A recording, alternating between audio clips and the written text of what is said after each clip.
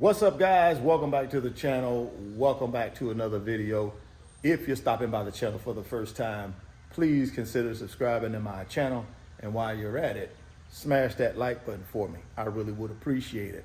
Also, hit that post notification bell so that you're notified every time I upload a new video. If you want up to 60 free stocks, Moomoo is going to give you up to 60 free stocks when you open a new Moomoo brokerage account. You put $100 in your new brokerage account, they're going to give you 5 free stocks. You put $2,000 in your new brokerage account, they're going to give you 25 free stocks. If you put $5,000 in your new Moomoo brokerage account, they're going to give you 60 free stocks. Down to the description box, first link, click on that Moomoo link. Go open up that Moomoo account today. Go get that free stock. Go get that free money. I will also send you 2 Moomoo tutorial videos that will walk you through how to use the Moomoo brokerage app. All you got to do is send me an email through my website, www.richardfain.net. Let me know that you've opened that Moomoo account, that you funded the Moomoo account, and I'll send you out those tutorial videos so that you can learn how to use this brokerage app and start building yourself some wealth. I just got done finished watching the post-rate decision press conference by Fed Chair Jerome Powell.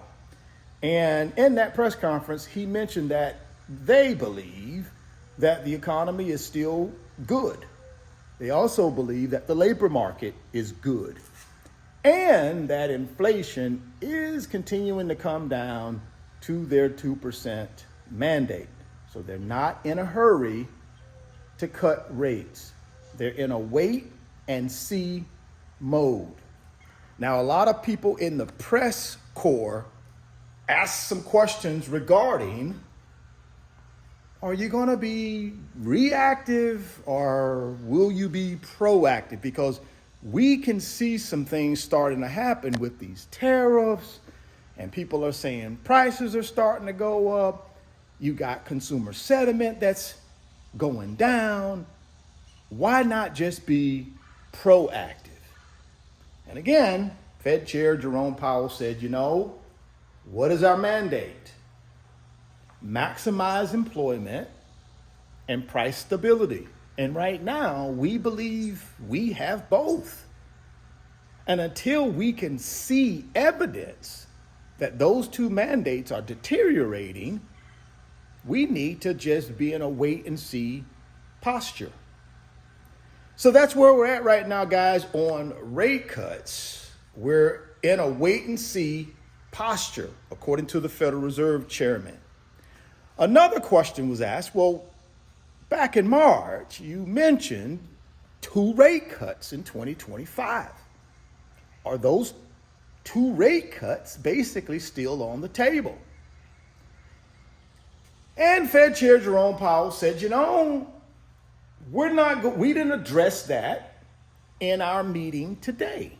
He said we addressed it in March. That's why we came out with the guidance. We did not address it in our May meeting, so I'm not going to speak on that. We will address it in our June meeting. So at this point, we don't even know if the 2 rate cuts are still on the table.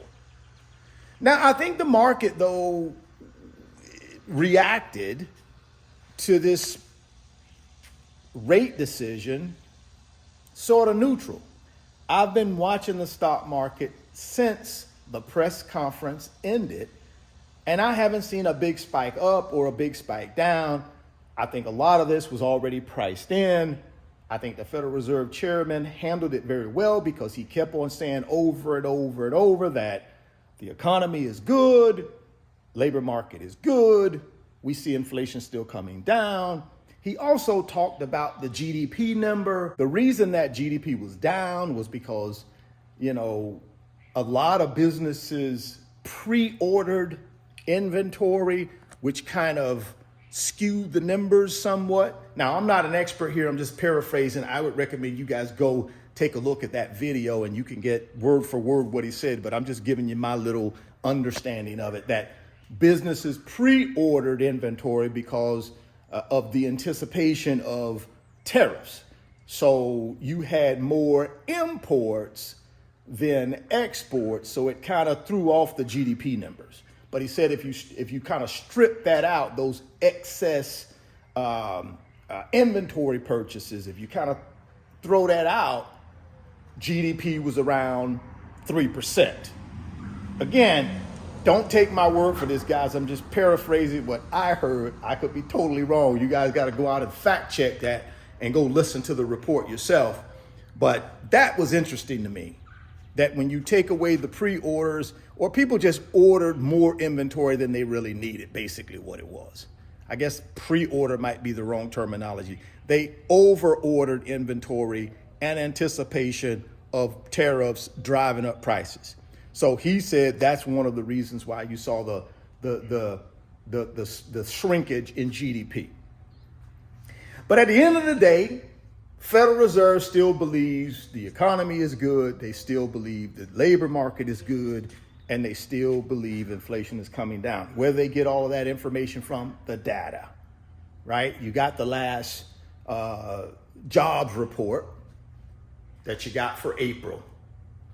Economy added 177,000 jobs, where all the experts thought it would add 133,000. That's where you're getting this data from. Where you go look at the last PCE report, where I believe core inflation came in at, I want to say 2.6, and headline came in at 2.3. So that's where they're getting this information from inflation. If the labor market is doing strong, normally your economy is doing pretty good as well. Now, it's not overly strong, but it's not to the point where they need to stimulate the economy or stimulate the labor market by reducing rates.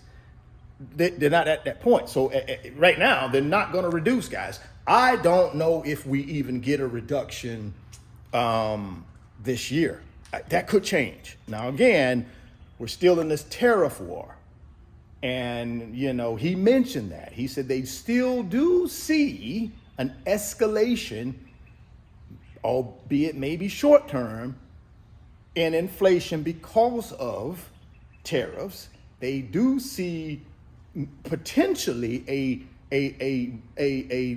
reduction in the labor market because of tariffs, and obviously a slowdown in the economy because of tariffs. Now, he didn't say that's going to be an absolute, because he's still saying there's a wait and see. We got to wait and see. Right now, economy's good. Right now, labor market's good. Right now, inflation is good, coming down. Right now, when we look at today's data, there is no reason to reduce rates. So, but he continued to say again, guys, that the economy is good, labor market is good, and he continued to say inflation is coming down. And I think he wanted to make sure we heard that so that investors wouldn't panic. That's my opinion. Yeah, I could be totally wrong on that, but I think that's the reason he kept overemphasizing the good economy, the good labor market, and inflation coming down.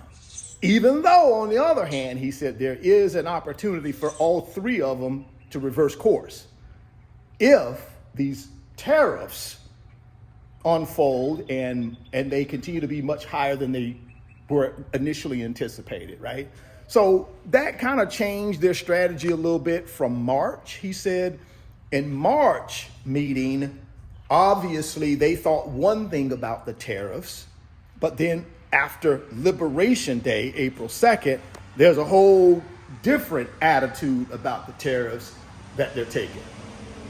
And that's why a little bit of a change in attitude because of the full rollout of these tariffs. Now, since then, tariffs have been kind of pulled back for 90 days, but again, still very unclear. 90 deals in 90 days, we have no deals. So it's hard for the Fed to put themselves out there and reduce rates, not really knowing what's going to happen. You can't really do that. And then guess what? Everybody blames the Fed. So the Fed is saying, no, we're going to take our time. Labor market's good. Economy's still good. Inflation coming down per all the data that we've seen. So we got time. Now, of course, 47 ain't going to like that. There may be some tweets fired off because he's not going to like that. He's been saying all along, reduce rates, reduce rates, reduce rates. One of the reasons I believe he wants rates reduced is because you got about, I think you got about $6 trillion in debt coming due for the United States. And I think he wants to refinance that debt at a lower rate. But if the Fed don't reduce rates, you stuck at a higher rate on that maturing debt. And I think that's one of the reasons why 47 is really pushing for this rate reduction, so that that $6 trillion worth of debt that's coming due, you can get a better interest rate, right? So we'll see, man. Like I said, I'm an investor. I'm going to continue to invest. I'm going to continue to monitor what's going on, but I'm going to be in the market every day making money, man. I told y'all it's a pump and dump stock market right now. But if you know what you're doing, you know the rules to the stock market game, if you know how the 1% roll, you just act accordingly. For me, I just buy the dump and sell the pump. Right now, we got a little bit of a dump going on still. The dump started on Monday. It intensified a little bit on Tuesday. Right now, it's still dumping. It's not a massive dump, but it's enough for me to be able to go in and position myself. So when 47 comes out with some decent news, remember he said Thursday, Friday, and Monday, there's supposed to be some enormous news coming out. So we're going to see what that is. I think right now is the opportunity for me to put myself in position, because of these first 3 days of the week have really been days that the market has sold off somewhat. Not, like I said, not huge sell-offs, but it has sold off. And I'm looking at some positions that I've already bought right now that I'm feeling pretty good about, that I think I can make some money once the pump comes, because it's coming. I don't know if it'll be here tomorrow or Friday or next Monday, but it's coming. That's the whole point here. It's a pump and dump stock market right now. Every week we'll get a dump and we'll get a pump. Right now we're in the dump phase. I'm starting to pick up more and more. I'm not going all in because it's not a deep dump. It's just a surface dump, but it's enough for me to be able to make some money. And I just got to be patient and wait for the pump. And it's coming at some point, right? So that's what I'm waiting on. But yeah, that's the Fed chair. He's going to stick to his guns, and they're not going to cut rates. They're going to leave rates right where they're at. And then they're going to meet again in June. And I think in June, at least what I've been reading, there's a better opportunity in June to cut rates. And I think in June, a month from now, we'll know a little bit more, hopefully, about the impact of this tariff war. We'll know a little bit more. Plus, we'll get more data in that they can break down and take a look at to determine in June if they want to cut rates or leave them the same again, right? If the economy is good, the labor market's good, inflation's coming down, there is no real reason to cut. And that's just the truth. At least that's my opinion. You guys drop it down in the comment box and let me know what you think about the Fed chair keeping rates right where they're at, not cutting them. And when do you believe they will cut, or do you believe they won't cut this year? Drop it down in the comment box. If you want up to 60 free stocks, Moomoo is going to give you up to 60 free stocks when you open a new Moomoo brokerage account. You put $100 in your new brokerage account, they're going to give you 5 free stocks. You put $2,000 in your new brokerage account, they're going to give you 25 free stocks. If you put $5,000 in your new Moomoo brokerage account, they're going to give you 60 free stocks. Down to the description box, first link, click on that Moomoo link. Go open up that Moomoo account today. Go get that free stock. Go get that free money. www.richardfain.net is the website address. I got 10 big boy blue chip digital products that'll change your life.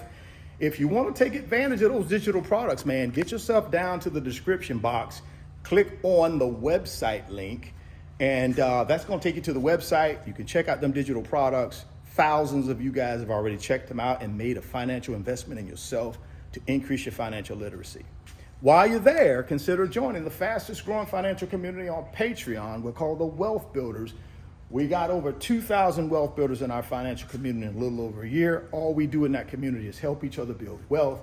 None of us are experts. None of us don't try to be experts. We don't try to tell you what to do. We're just there for support.